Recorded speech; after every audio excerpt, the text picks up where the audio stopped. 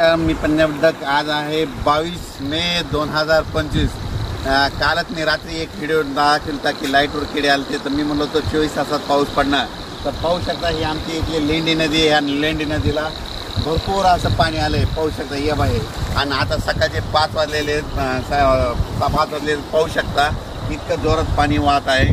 आणि राज्यातल्या या ठिकाणी 22 मे पासून परत राज्यातल्या शेतकऱ्याला सांगू इच्छितो की राज्यामध्ये 30 तारखेपर्यंत असाच ओढे नाले नदी वाहणारा पाऊस पडणार आहे, म्हणून हा अंदाज लक्षात येतो। मुंबईला देखील मुसळधार पाऊस पडणार आहे, म्हणून मुंबईवाल्यांनी सतर्क राहण्याची गरज आहे।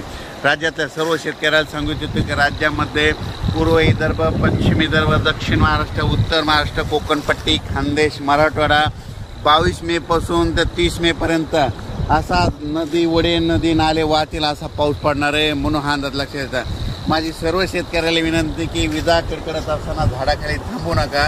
त्याच्यानंतर विजा कडकडत असताना आपले पाळीव प्राणी झाडाखाली बांधू नका, कारण की झाडावर जास्त विजा पडतात, म्हणून हे अंदाज लक्षात येतात। नारळाच्या झाडावर देखील वीज पडते, म्हणून नारळाच्या झाडाखाली थांबू नका। मोबाईलचं नेट देखील बंद करा।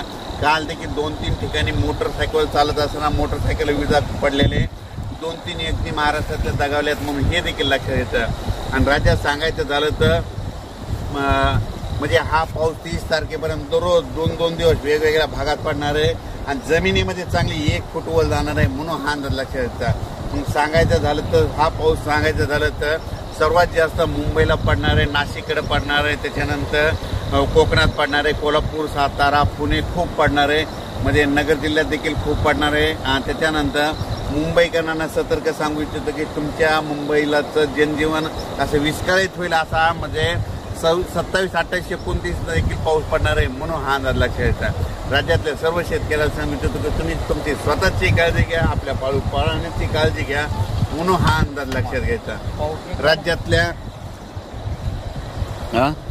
कालच मी एक व्हिडिओ टाकला होता की मी म्हणलो होतो लाईटवर किडे आल्याच्या नंतर बघा 72 तासात पाऊस येतो का नाही, म्हणजे काल 21 मेला टाकलं, हे बघा 22 मे। तर हे असा निसर्ग संदेश येते। आणि आणखीन एक सगळ्यात महत्त्वाचं सांगतो की 15 मे ते 30 मे दरम्यान ज्या गावात जास्त पाऊस पडला त्या गावात पावसाळ्यात जास्त पाऊस पडतो आणि त्या गावाला झुकत माप राहतं, म्हणून हे सगळ्यांनी लक्ष घ्यायचं। हे कोणताच तज्ज्ञ तुम्हाला सांगणार नाही। जर तुम्हाला एक सांगू इच्छितो की आमचं धामणगाव आहे, म्हणजे आमच्या धामणगावला 15 मे ते 30 मे दरम्यान आता असा पाऊस पडला आणि इकडे सेलूला नाही पडला तर येणाऱ्या पावसाळ्यात आमच्या गावाला दररोज पाऊस पडणार, पण सेलूवाल्याला सोडून देणार, म्हणून हे प्रत्येकाने ही गोष्ट लक्षात घ्यायची।